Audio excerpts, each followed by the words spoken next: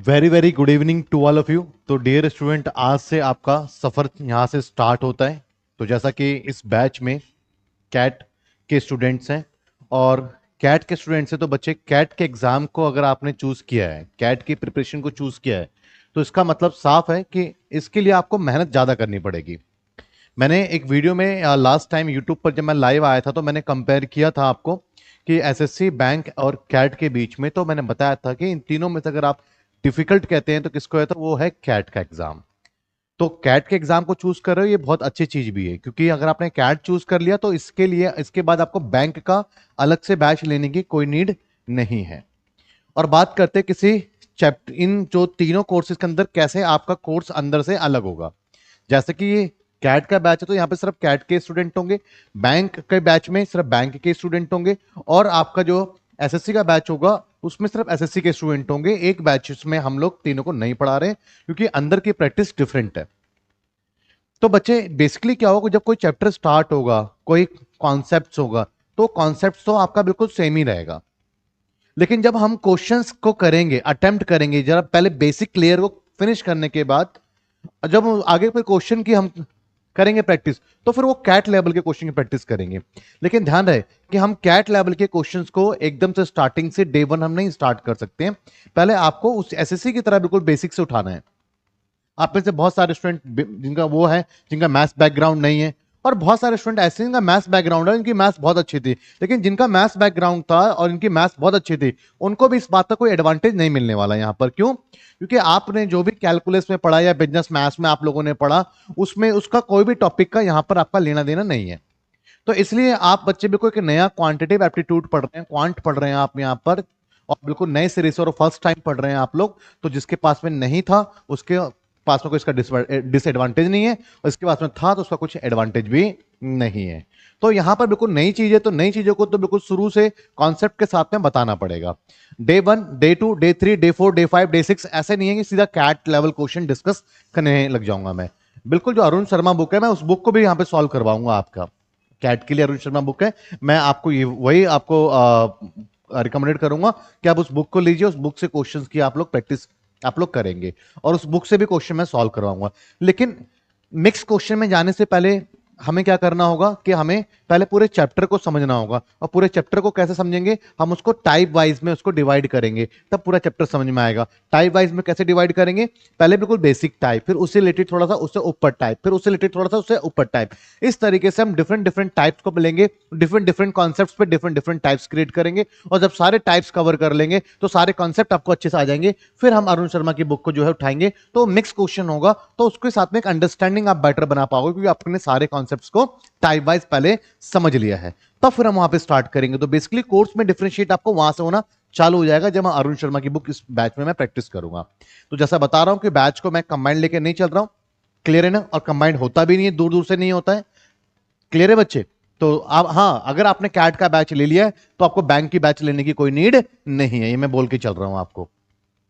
तो आइए बच्चे, आज के सेशन में हम स्टार्ट करते हैं। सबसे पहले आपका परसेंटेज, क्यों परसेंटेज स्टार्ट कर रहे हैं उसके पीछे भी अपनी कहानी है, जरा समझेंगे सारी बातों को बड़ी डिटेल में।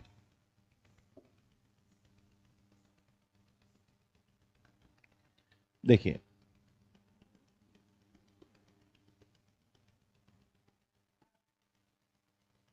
परसेंटेज की अगर हम बात करते हैं बच्चे, तो सबसे पहले परसेंटेज को अगर आप करते हैं तो परसेंटेज इस यूनिट में आपको, परसेंटेज को समझने के बाद मैं आपको पढ़ाऊंगा प्रॉफिट एंड लॉस। इस यूनिट में क्या क्या पढ़ने वाले हैं आप, मैं सिर्फ इस यूनिट की बात करूंगा आज, profit and loss. Profit and loss को पढ़ने के बाद फिर हम यहां पे पढ़ने जा रहे हैं डिस्काउंट, और डिस्काउंट पढ़ने के बाद हम पढ़ेंगे फिर बच्चे सिंपल इंटरेस्ट,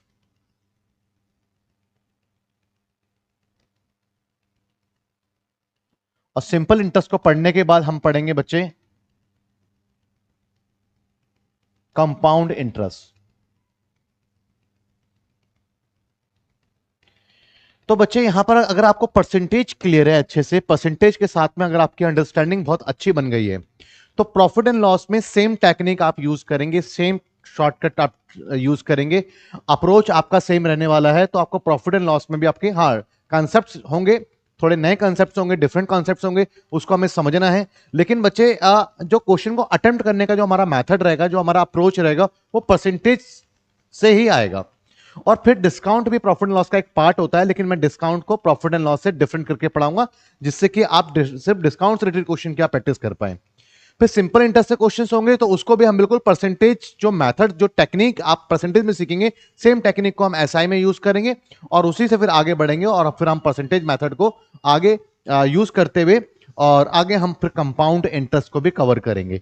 तो क्या मतलब है, यहां पे क्या समझ में आया? यहां पर आप एक बात को अच्छे से समझ आइए कि मेरे बहुत अच्छे पढ़ा लेने से और आपके बहुत अच्छे फोकस कर लेने से जितना ही जरूरी सिलेबस को सीक्वेंस में फॉलो करना भी है। क्लियर है? अगर सिलेबस का सीक्वेंस आपने सही फॉलो कर रहे हैं आप, और वही सही सीक्वेंस आपको पढ़ा रहा हूं, तो डिफिकल्ट से डिफिकल्ट चीज आपके लिए आसान हो जाएगी। अगर सीक्वेंस उल्टा सीधा है तो फिर आसान से आसान चीज डिफिकल्ट हो जाएगी, और मेरा बहुत अच्छा एफर्ट लगाना और आपके भी बहुत अच्छा एफर्ट लगाने के बाद आपको चीजें डिफिकल्ट ही नजर आएंगी। तो सीक्वेंस मैटर करता है। सिर्फ एक यूनिट को करने में सीक्वेंस मैटर नहीं करता। एक चैप्टर के अंदर जब आप टाइप पढ़ते हैं तो उस टाइप को भी सही सीक्वेंस में पढ़े, वो भी बहुत मैटर करता है। तो बेसिकली चीजें आपके लिए इजी है या डिफिकल्ट है, ये किन बातों पे डिपेंड करती है?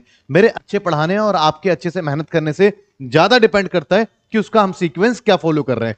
इसलिए मैं पढ़ाने में अपने सीक्वेंस पे बहुत खासकर ध्यान रखता हूं और आपको भी सीक्वेंस को फॉलो करना है। क्लियर है?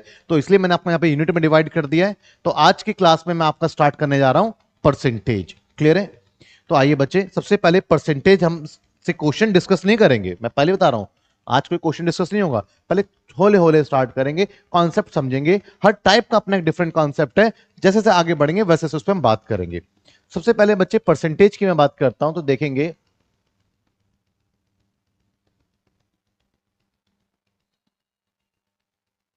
परसेंटेज बेसिकली क्या है कि जैसे कि फ्रैक्शन में कोई भी चीज टोटल अगर बात करें, अगर आप फ्रैक्शन में बात करते हैं तो उसका टोटल आपका 1 होता है। फॉर एग्जाम्पल मैं आपसे कहता हूं कि मैंने आपका आधा सिलेबस कवर करवा दिया है, तो कितना रहता है? आधा रहता है। तो फिर पूरा सिलेबस कितना था? आधा प्लस आधा, तो पूरा सिलेबस आपका 1 बन गया ना। तो फ्रैक्शन में कोई भी चीज कितनी होती है बच्चे? 1 होती है। क्लियर है? और परसेंटेज में अगर हम किसी चीज को एक्सप्रेस करते हैं तो वो टोटल कितनी होती है? वो 100 होती है। क्लियर है बच्चे? तो बेसिकली क्या है कि फ्रैक्शन भी वही काम करता है जो काम परसेंटेज करता है। क्लियर है? मैं आपसे बोलूं कि मैंने आपका 50% सिलेबस कवर कर दिया है, और फिर मैं आपसे ये बोलूं कि मैंने आपका आधा सिलेबस कवर कर दिया है, यहां पे डिजिट चेंज हो गया, यहां पे आधा हो गया 50% से, लेकिन दोनों से क्या आपकी अंडरस्टैंडिंग डिफरेंट बन रही है या सेम चीजें आपको समझ में आ रही है? दोनों का मतलब एक ही है कि आपका जितना सिलेबस है उसका आपका जो है आधा या 50% उसका आपका कवर हो गया है। तो बेसिकली क्या समझ में आ रहा है? इसका मतलब ये कि जब दोनों चीजें एक ही हैं तो कहीं ना कहीं क्वेश्चन को अटेम्प्ट करने के टाइम पे हमारे पास में दो मेथड आ जाते हैं, एक फ्रैक्शन मेथड आ जाता है और एक हमारे पास में परसेंटेज मेथड आ जाता है। अब सवाल है कि सर फ्रैक्शन मेथड क्या है, परसेंटेज मेथड क्या है? आइए उसके ऊपर बात करता हूं। तो बच्चे परसेंटेज इस चैप्टर को करने में बेसिकली सबसे पहले आपको ये बात समझ में आ गई है कि इस चैप्टर को करने में आपको बेसिकली दो मेथड्स को आपको फॉलो करने होंगे। दो मेथड कौन कौन से रहने वाले हैं आपके यहां पर? एक आपके पास में परसेंटेज मेथड रहने वाला है और एक आपके पास में फ्रैक्शन मेथड रहने वाला है।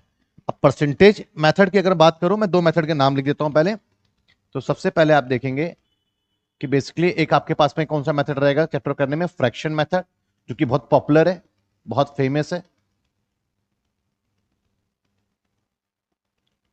फ्रैक्शन मेथड ज्यादातर आपके पांचों चैप्टर फ्रैक्शन मेथड पे डिपेंड रहेंगे, लेकिन सिर्फ फ्रैक्शन मेथड नहीं, आपको परसेंटेज मेथड भी आपको आना चाहिए, जरूरत पड़ने पे इसका भी इस्तेमाल होगा। मैं आपको दोनों चीज साथ साथ लेके चलूंगा।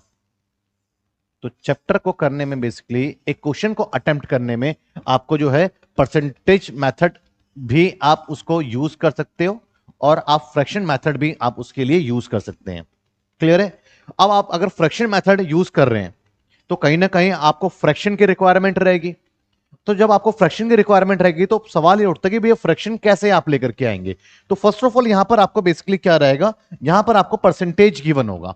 अगर मैं आपसे बोलता हूं कि यहां पे 20% है, क्लियर है, तो आपको परसेंटेज होगा, बट आप यहां पे चाह रहे हैं कि आप फ्रैक्शन मेथड यूज करें। क्लियर है? तो फ्रैक्शन मेथड में तो फ्रैक्शन की रिक्वायरमेंट है, बट गिवन आपको परसेंटेज है, तो परसेंटेज को फ्रैक्शन में कैसे कन्वर्ट करना है? सिंपल है कि परसेंटेज को हटा करके नीचे आपको 100 डाल देना है और इसको सॉल्व करोगे तो 1/5 हो गया। क्लियर है बच्चे? समझ में आ गया? फॉर एग्जाम्पल आपको 16 सहित 2/3% है। क्लियर है? ये आपके पास में क्या है, परसेंटेज है। इसको फ्रैक्शन में आप ट्रांसफर करोगे तो आपके पास में मिक्स फ्रैक्शन है, पहले फ्रैक्शन में ट्रांसफर करिए आप, तो क्या आ जाएगा आपके पास में 50/3। अभी भी ये परसेंटेज ही है, बस मैंने मिक्स फ्रैक्शन को फ्रैक्शन में करा है। अब परसेंटेज हटा के मैंने क्या बोला आपको, नीचे 100 लगा दे, तो 100 लगा देंगे, ये क्या है आपके पास में 1/6। क्लियर है बच्चे? तो अब क्या समझ में आया आपको? आपको ये समझ में आया कि हम किस तरीके से परसेंटेज को फ्रैक्शन में ट्रांसफर कर सकते हैं। बहुत सिंपल है, परसेंट हटाइए और डिनोमिनेटर में 100 लगाइए। तो अगर आप यहां पर आप परसेंटेज मेथड से जा रहे हैं तो फिर आपको रिक्वायरमेंट परसेंटेज की रहेगी, और वहां पर अगर आपको गिवन फ्रैक्शन है, लाइक आपको 1/2 गिवन है, तो आप इसको परसेंटेज में कैसे आप ट्रांसफर करेंगे? तो किसी भी फ्रैक्शन को अगर आप 100 से मल्टीप्लाई करते हैं, किसी भी फ्रैक्शन को अगर आप 100 से मल्टीप्लाई करते हैं, तो वो फ्रैक्शन किस में ट्रांसफर हो जाता है? आपका परसेंटेज में आपका ट्रांसफर हो जाता है। क्लियर है बच्चे? ये बात समझ में आपको आई? कोई डाउट किसी बच्चे को? क्लियर है बच्चे? किसी भी फ्रैक्शन को अगर आप लाइक 1/4 है, ये फ्रैक्शन है, इसको परसेंटेज में ट्रांसफर करेंगे, 1/4 कितना होता है, 100 से मल्टीप्लाई करें फ्रैक्शन में, तो क्या आ जाएगा आपके पास? 25% आ जाएगा। तो ये बेसिक सी बात थी, बेसिक सी जानकारी थी, जो कि मैं बिल्कुल स्टार्टिंग में आपको सब कुछ बता के चलूंगा, मैं मान के चलूंगा आपको कुछ भी नहीं आता है। लेकिन आप ये मत सोचिएगा कि हल्के क्वेश्चन में ही चैप्टर खत्म हो जाएगा। चाहे मुझे 6 महीने का सिलेबस या 7 महीने का सिलेबस करवाने में 1 साल लगेगी, इसलिए मैंने 1 साल बोल करके ही सिलेबस आप लोगों को दिया है। मुझे चाहे आपको क्लासेस आपको रेगुलर देनी पड़ जाए, लेकिन मैं यहां पर कंटेंट को डिलीवर करने के मामले में और डिफिकल्ट क्वेश्चन को फेस करवाने के मामले में कोई कॉम्प्रोमाइज नहीं करने वाला हूं। क्योंकि अब सबसे अच्छी बुक आपके पास में राकेश शर्मा की है, अगर आप क्वांटिटी एप्टीट्यूड के लिए आप फॉलो कर रहे हैं कैट के लिए, तो यहां पर आपको उस बुक के क्वेश्चंस को मैं सॉल्व आपको करवाऊंगा।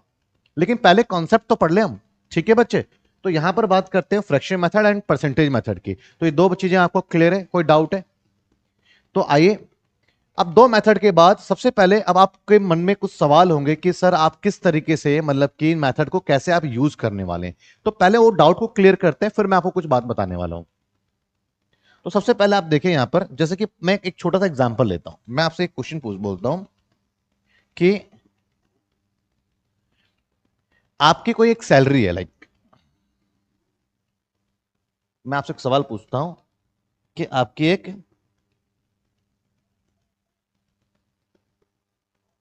सैलरी है, ये मुझे नहीं पता, लेकिन आप मुझे एक बात कहते हो कि सर मेरी सैलरी के अंदर ऐसा हुआ कि 16 से ही 2/3% की वृद्धि हो गई। सैलरी में क्या हुआ आपके? आपके सैलरी में 2/3% का इंक्रीमेंट हो गया। अब सवाल यह है कि आपके और इस इंक्रीमेंट होने की वजह से, जस्ट आपकी सैलरी में इंक्रीमेंट हुआ, तो इस इंक्रीमेंट होने की वजह से बेसिकली आपको जो है अब सैलरी पहले से आपका 2,000 रुपीज ज्यादा मिल रहा है। तो अब आप खुश हैं? क्यों खुश हैं अब आप? क्योंकि अब आपकी सैलरी जो है उसमें कितना प्लस हो गया? जो भी आपकी सैलरी थी,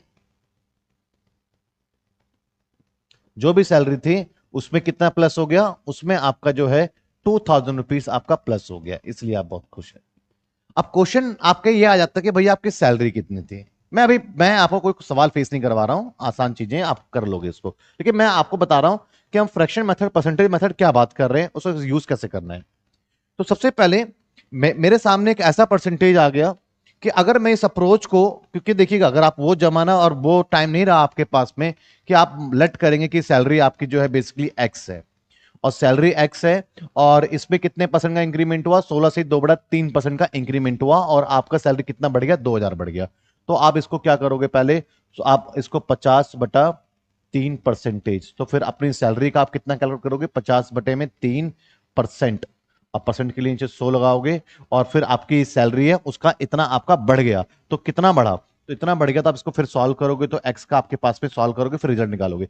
तो अब आपको पता है कि टाइम लिमिटेड है, क्वेश्चंस लेंथी लेंथी आते हैं आपके पास में, आपको अटेम्प्ट करना है। तो ये सब मेथड तो बिल्कुल नहीं हम फॉलो करने वाले, ये सब मेथड बिल्कुल भी आपका नहीं चलने वाला है। तो आप किस तरीके से क्वेश्चन को सॉल्व करेंगे?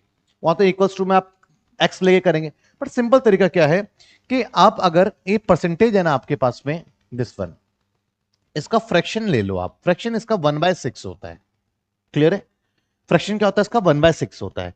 अब सवाल है कि जब भी आप कभी फ्रैक्शन लेते हैं तो फ्रैक्शन में दो चीजें आती हैं, एक इसका न्यूमरेटर आता है और एक इसका डिनोमिनेटर आता है। फ्रैक्शन क्या है? मैं पहले फ्रैक्शन की बात कर लूं। फ्रैक्शन कितना आएगा इसका बच्चे? इसका फ्रैक्शन आएगा 1/6। अब कभी भी जब परसेंटेज को फ्रैक्शन में ट्रांसफर करोगे तो उसके अंदर एक न्यूमरेटर देखने को मिलेगा, फ्रैक्शन में एक डिनोमिनेटर। हमेशा पूरे गणित में ये नियम ये लागू करना है आपको। अब सवाल है कि न्यूमरेटर किस चीज को रिप्रेजेंट कर रहा है, डिनोमिनेटर किस चीज को रिप्रेजेंट कर रहा है। तो बच्चे सबसे पहले आप देखिएगा परसेंटेज क्या बता रहा है, पूरा परसेंटेज किस चीज को रिफ्लेक्ट कर रहा है, ये इंक्रीमेंट को रिफ्लेक्ट कर रहा है। तो बेसिकली क्या है, ये जो इंक्रीज हुआ है, ये क्या है, ये जो इंक्रीज हुआ है, न्यूमरेटर वो बन जाता है। तो परसेंटेज जिस चीज को रिफ्लेक्ट करता है वो न्यूमरेटर होता है, और परसेंटेज जहां से लिया गया है, जिसमें से लिया गया है परसेंटेज, वो डिनोमिनेटर बन जाता है। ये आपका 16 से 2.3% का इंक्रीमेंट हुआ, तो इंक्रीमेंट न्यूमरेटर हो गया। ये किसका इंक्रीमेंट हुआ, किस में से लिया जा रहा है, ये सैलरी में से लिया जा रहा है, सैलरी का बढ़ाया गया, तो डिनोमिनेटर क्या बन जाएगी आपके, डिनोमिनेटर आपकी सैलरी बन जाएगी। ये बात समझ में आया आपको, क्लियर है। अब यहां से आप एक बात को और समझे जरा, कि आप सिंपल सी, मैं आपसे एक छोटा सा सवाल मैं आपसे पूछता हूं, पहले आप आइए, थोड़ी थोड़ी सी बातें समझते हुए आगे बढ़ेंगे तो मजा आएगा। मैं आपसे कहता हूं कि भैया 5 kg जो वेजिटेबल है वो आपका 100 रुपीज का है, और मैंने आपसे ये पूछा कि बताओ जरा 3 kg वेजिटेबल कितने का होगा। तो आप बोलोगे बहुत सिंपल है सर। मैंने बोला कैसे सिंपल है, आप कहोगे सर 5 kg अगर 100 रुपीज का है तो मैं सबसे पहले 1 kg के वैल्यू निकाल लेता हूं, डिवाइडेड बाय 5 कर देता हूं, है ना। तो 1 kg कितने का, ये 1 kg आ जाएगा मेरे पास है 20 का। उसका मुझे 3 kg चाहिए, तो मैं इसको मल्टीप्लाई बाय 3 से कर दूंगा, तो मेरे पास में 60 रुपीज का होगा। ये आप ये अपना आंसर दे देंगे। तो इसी तरीके से आपको अप्लाई करना है। कैसे, इस सवाल में देखो, बेसिकली आपके पास में जो डेटा गिवन है वो क्या गिवन है, आपके पास में 2000 रुपीज है। तो 2000 रुपीज क्या है बच्चे, 2000 रुपीज आपके पास में क्या है, तो 2000 रुपीज बेसिकली इंक्रीमेंट है। तो इंक्रीमेंट है तो किसके इक्वलेंट है, ये 1 के इक्वल है, दिस वन, क्लियर है। और चाहिए क्या आपको, आपको सैलरी चाहिए, तो सैलरी पूछ रहा है, तो मल्टीप्लाई बाय क्या कर दोगे आप, मल्टीप्लाई बाय कर दोगे आप 6, क्योंकि सैलरी कितनी 6, तो एक की वैल्यू 6, तो सॉल्व करेंगे तो कितना आ गया आपके पास में, आपके पास में 12,000 रुपए आपकी सैलरी आ गई। अगर मैं आपसे सवाल पूछता कि अब वो कितना कमा रहा है बढ़ने के बाद, तो सेम होता कि 2000 रुपीज इंक्रीमेंट है, इंक्रीमेंट 1 है, और पहले सैलरी 6 थी, एक की बढ़त हुई, अब कितना कमाएगा वो, अब वो 7 कमा रहा है, तो फिर मल्टीप्लाई में मैं 7 कर देता, तो फिर अब वो 14,000 रुपीज अर्न कर रहा है। तो देखेंगे तो किस तरीके से हम परसेंटेज को फ्रैक्शन में ट्रांसफर करने से हमें उसका जो है उसकी हेल्प मिलती है। अगर आप और कोई एग्जाम्पल बोलते हैं तो मैं आपको कोई और एग्जाम्पल लेकर के भी बताता हूं। जैसे मान लेंगे कि मैं आपसे ये कहता हूं कि लाइक एक आपने पैसा उधार लिया, ठीक है, आपने कुछ लोन लिया, और लोन लेने पे आपने जो आपको इंटरेस्ट पे करना है, वो इंटरेस्ट आपको पे करना है 22.22%। ये आपको इंटरेस्ट पे करना है, क्योंकि भैया जाहिर सी बात 10%, 5% का खेला तो बहुत कम होगा आपके साथ में, इतना तो आसान रहने वाला नहीं है। इन चीजों में आपका समय बर्बाद करने की कोशिश किया जाएगा, यही तो खेल है आपका काम। तो आपको मैं यही सब चीजें बता रहा हूं कि कैसे करेंगे आप। तो 22.22% आपका इंटरेस्ट आपको उस पर पे करना है। क्लियर है बच्चे, ये बात समझ में आई आपको, पहले बताइए ये बात समझ में आई नहीं आई। क्लियर है बच्चे। और यहां पर कुल मिलाकर के आपने 1 साल के लिए लिया था लोन, और आपने 22.22% आपने क्या किया, एज अ इंटरेस्ट पे किया। और 1 साल के बाद आप जाते हैं उसके पास में और कहते हैं कि सर मैं अब आपका प्रिंसिपल जो लोन लिया था वो पैसा, और जो आपका ब्याज वो दोनों मिला करके मैं आपको दे रहा हूं, आज से मेरी छुट्टी, आज से हमारा कुछ बकाया नहीं है। तो इसके लिए आपको क्या करना पड़ेगा, जो उधार लिया था वो भी देना पड़ेगा, जो ब्याज बनता है उसका वो भी देना पड़ेगा। तो कुल मिलाकर के अगर मैं यहां पर आपसे बात करता हूं बच्चे, पहले ये बात आपको समझ में आई या नहीं आई, बताइए जरा, क्लियर है। तो कुल मिलाकर के आपने क्या करा,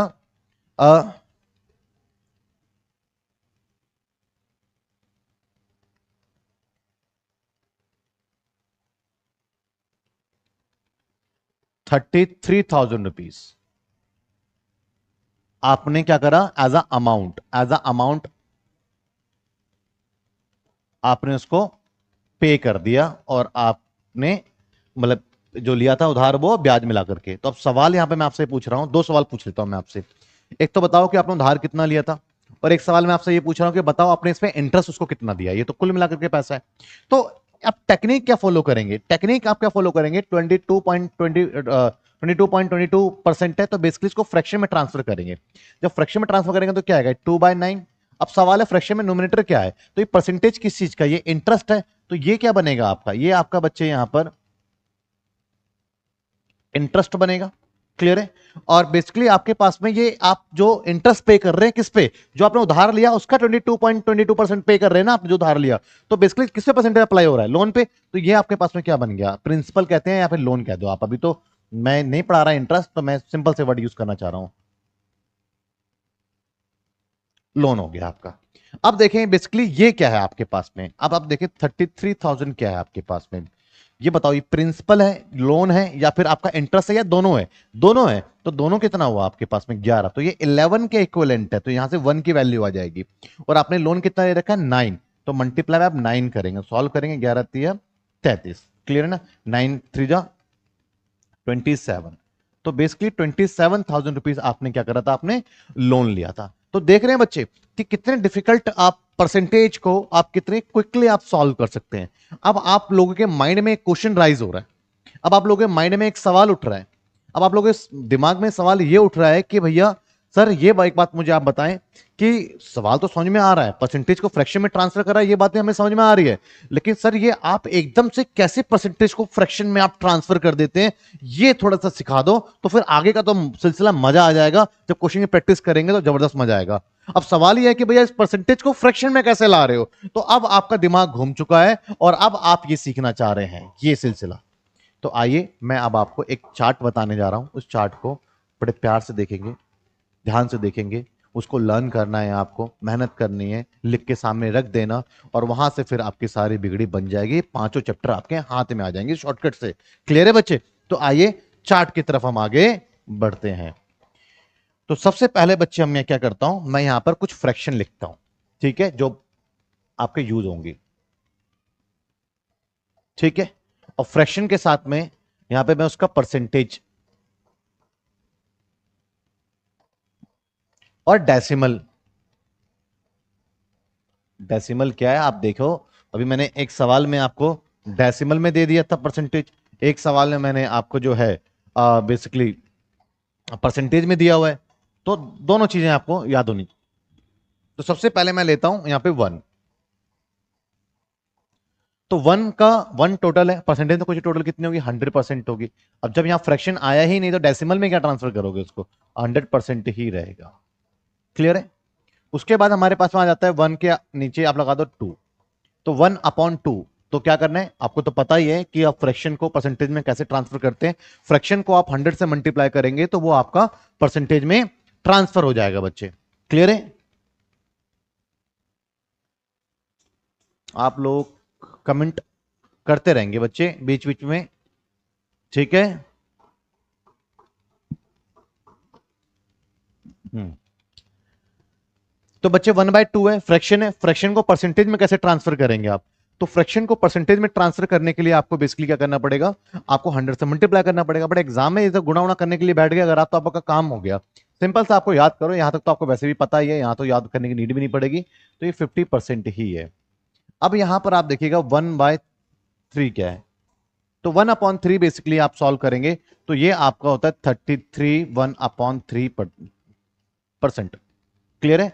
और ये जो फ्रैक्शन आया है 33, तो 33 रहेगा ही रहेगा, ये 1/3 को डेसिमल में ट्रांसफर करूंगा तो पॉइंट लगा करके 1/3 क्या होगा आपका 33 ही होगा, दिस वन परसेंटेज में रहेगा। ठीक है। 1/4 आपका 25%, जब आपका फ्रैक्शन ही नहीं आया है तो डेसिमल भी नहीं आएगा, सेम आपका 25% रहेगा।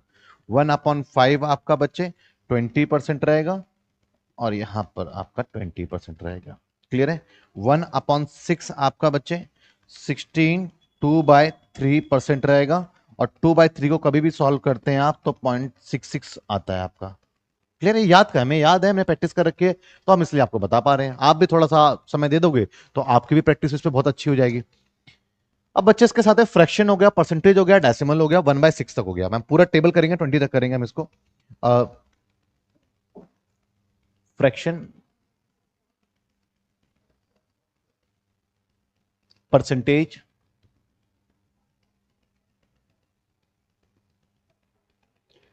और आपका decimal.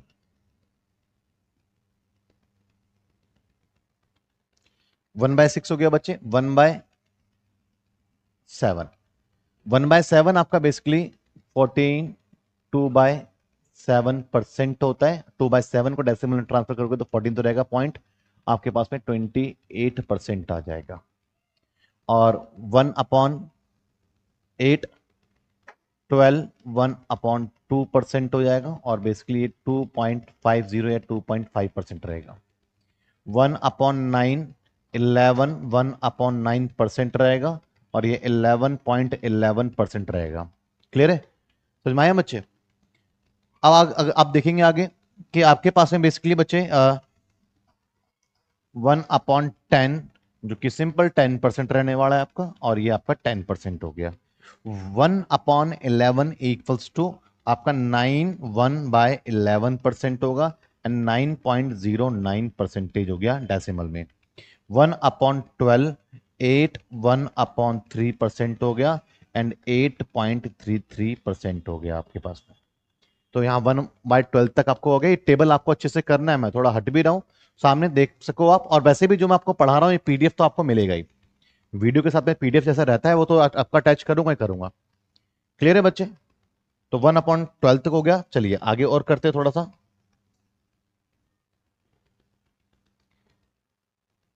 Fraction, percentage and decimal. मैं बहुत पहले शुरू की 2-3 क्लासेस ऐसे ही आपके रहेंगी। 3 4 5 क्लास के बाद फिर क्वेश्चंस के लेवल की आप मुझसे उम्मीद कीजिएगा सर आप किस लेवल के क्वेश्चन को पढ़ा रहे हैं। मैं तो भैया A to Z पढ़ाऊंगा, ए भी पढ़ाऊंगा और जेड भी पढ़ाऊंगा, तो आपको पूरा का पूरा बने रहना है बस। लेकिन जो आप ए को अगर आसान और छोटा समझ के अवॉइड करोगे तो वही आपको जो है ना जेड को समझने में बहुत दिक्कत कर देगा आपके लिए। और ए पे ध्यान लगा दिए तो जेड भी आपके लिए ए बन जाएगा। मेरा कहने का मतलब है आसान से चीजों को गंभीरता से सीखें तो मुश्किल से मुश्किल चीजें आपके लिए आसान ही रहेंगी। पूरा चैप्टर खत्म हो जाएगा और आप फिर मुश्किल के इंतजार में बैठे रह जाओगे। क्यों? क्योंकि मुश्किल आपको मुश्किल लगा ही नहीं। बच्चे देखें यहां पर बात करते हैं फ्रैक्शन परसेंटेज डेसिमल की। 1/12 हो गया 1/13, तो 7 2/13। क्लियर है बच्चे? और यहां पर हो गया आपके पास 7.69%। 1/14 7 1/7%। क्लियर है बच्चे? समझ में आया आपको ये? 1/7%। और सॉल्व करेंगे आप यहां पे 7.14% डेसिमल में। 1/15, तो यहां पे आपके पास में बच्चे हो गया 1/3%। सॉल्व करेंगे 6.33%। 1/16 1/4%, जो कि आपके पास में हो जाएगा 6.25%। 1/17, जो कि आपके पास हो जाएगा 15/17। क्लियर है बच्चे? जो कि आपके पास हो जाएगा 5.88%। 1/18, जो कि आपके पास हो जाएगा 5 और 5/9%, जो कि आपके पास हो जाएगा 5.55%। क्लियर है बच्चे? एंड 1/19 1/19 5/19, और जो कि आपका हो जाएगा 5.26%।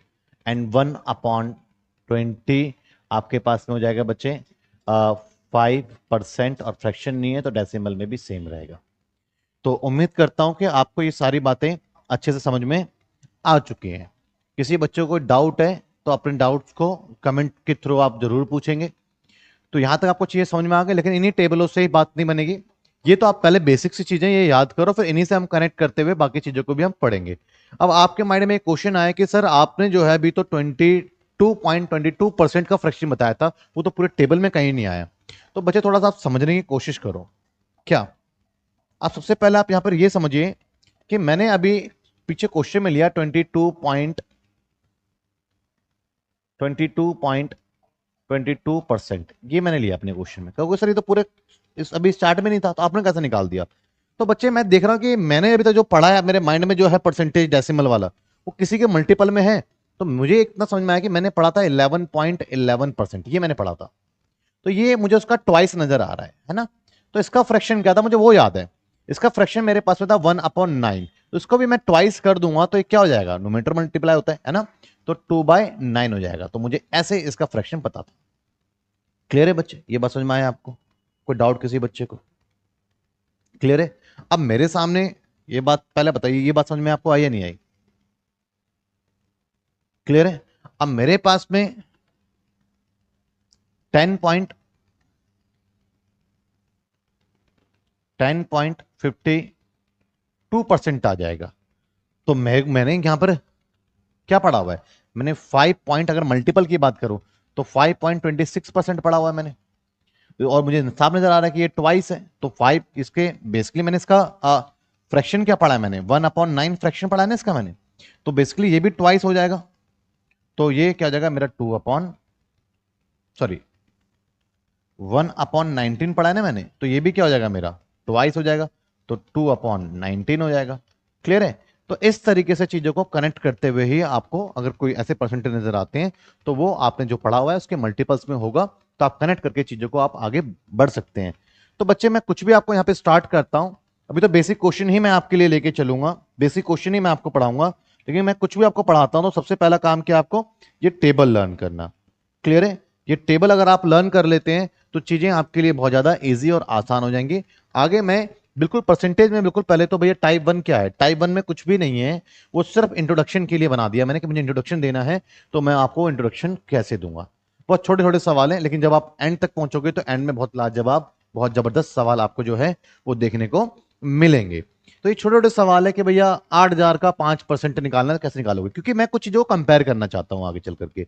इसी क्वेश्चन में कंपेयर करना चाहता हूं, क्योंकि आगे जब आप है ना परसेंटेज का वैल्यू, वैल्यू का परसेंटेज क्या होता है, वो कंफ्यूजन क्रिएट हो जाएगा जब मैं क्वेश्चन को मिक्स करवाऊंगा। इसलिए पहले मैं दो एग्जांपल लेकर के उसको डिफरेंशिएट करने की कोशिश कर रहा हूं।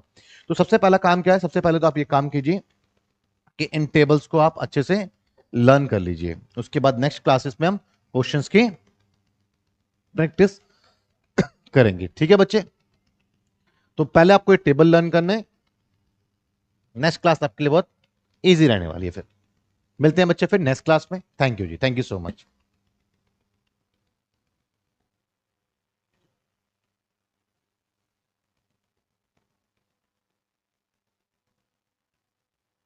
कोई क्वारी है तो आप बच्चे कमेंट कर सकते हैं।